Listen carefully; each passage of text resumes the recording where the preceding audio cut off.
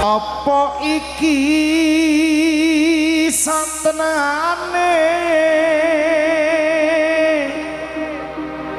batinku sing jawabke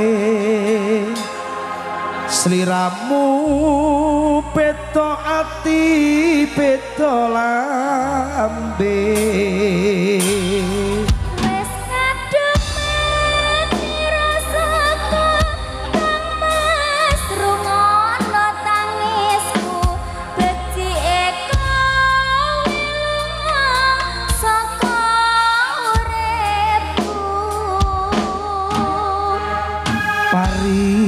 pasang ngerangke lintang ning angkasa kowe tega gawe lara marang tresno iki wis dalanmu piye Cayu sapa jenenge wong tuamu sepurane yen gawe lara iki pilihane wong tuamu. Nggih. Jenenge wong tuamu sapa? Dedi. Dedi Sumarno. Ndak kenal aku. Kuwi sapa kuwi? Nggih duka. Ndak kenal. Ah, sesuk komoran ning omah ya. Nggih. Ayo, garap. Nggih. Enten pupusen longso. Wonten diajeng ini. Saum-saum. Nah, sesarengan kula sakadang kanca saking keluarga Agung Wahyu Kerido. Asmara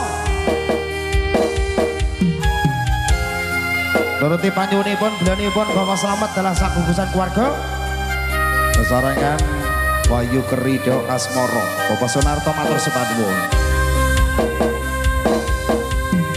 keneng apa sifatmu saiki wis beda kowe ninggalke aku ngebotke Pak Slamet apa rasa tresnamu saiki wis sirna kaya lumut ing pinggir segara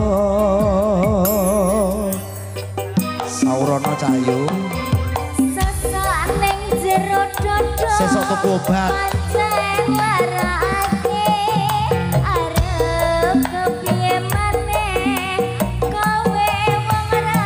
aku pancen melarat bondo Cayu rasa tresnamu saiki wis beda kaya lumut ing pinggir segara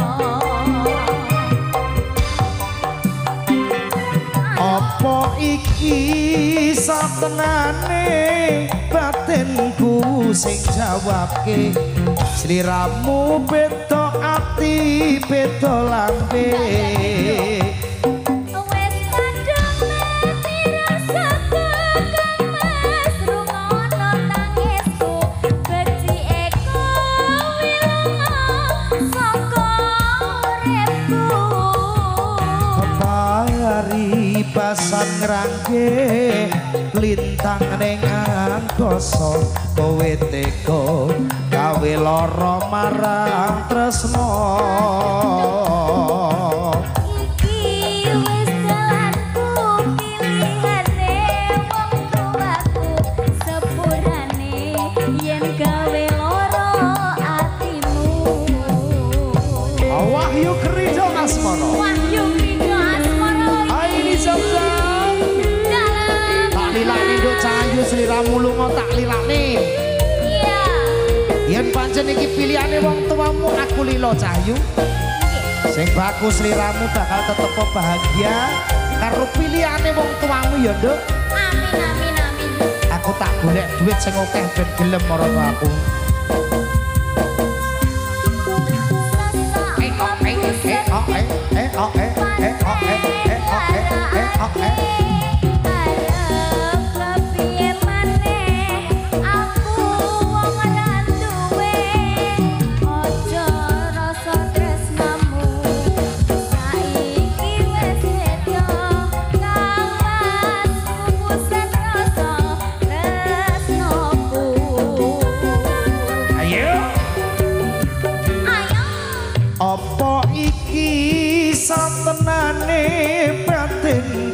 sing jawabke sliramu beda ati beda lambe Wes kademane rasaku kemas rungono oh yeah dadi eko wilongo saka uripku paribasan ngrangge lintang ning angkasa kowe tega gawe lara marang tresno